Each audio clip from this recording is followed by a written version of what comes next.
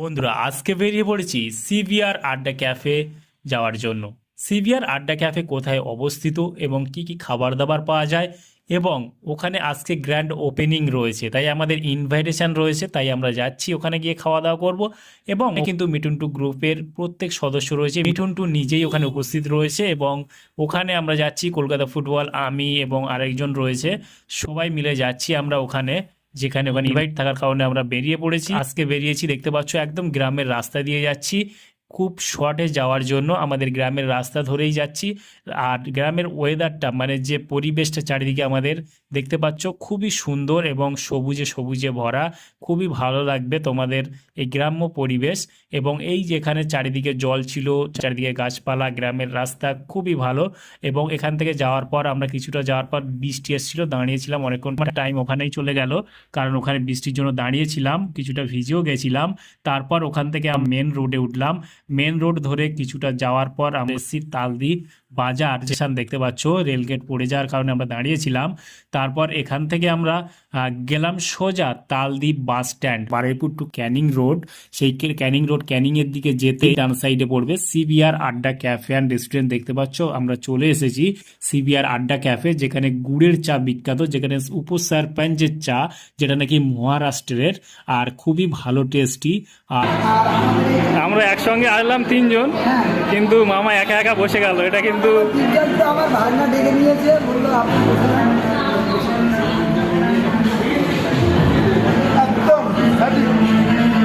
ঘুরি করার পর দুপুরের লাঞ্চটা সেরে নেওয়া যাক, সেই জন্য আমরা বসে গেলাম খাবার খাওয়ার জন্য। এবং এখানে আমাদের আড্ডা ক্যাফে যেটা সব থেকে ভালো খাবার বলছে বিরিয়ানি, নাকি বিরিয়ানি খুবই দারুণ এবং খুবই টেস্টি, আমরা ট্রাই করব। আর এখানে দেখতে পাচ্ছ আমরা বসে রয়েছি, এখানে প্লেট দিয়ে গেছে, জলের বোতল দেখতে পাচ্ছ, সবই ব্র্যান্ডেড ছিল।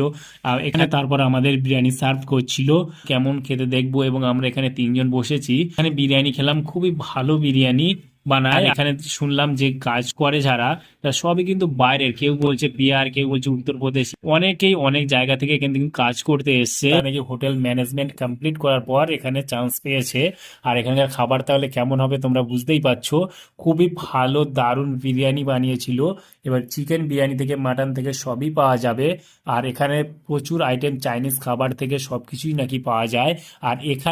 আর এখানে মেনলি বিরিয়ানি এবং গুড়ের চাটা, যেটা উপসারপঞ্চ চা, তোমরা চাইলে একবার হলেও ট্রাই করতে পারো, খুবই দারুণ এখানে খাবার দাবার।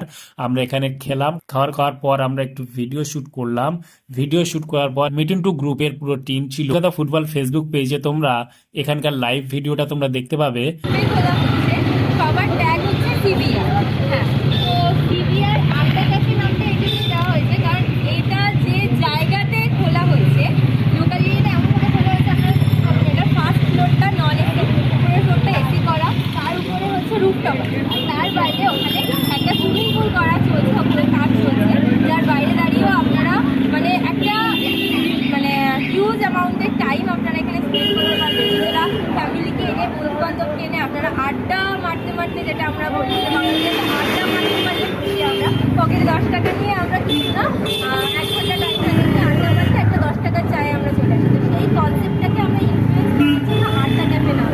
একদম এখানে অ্যাড্রেসটা আচ্ছা, অ্যাড্রেসটা হচ্ছে এটা একদম সুন্দরবন যাওয়ার পথে।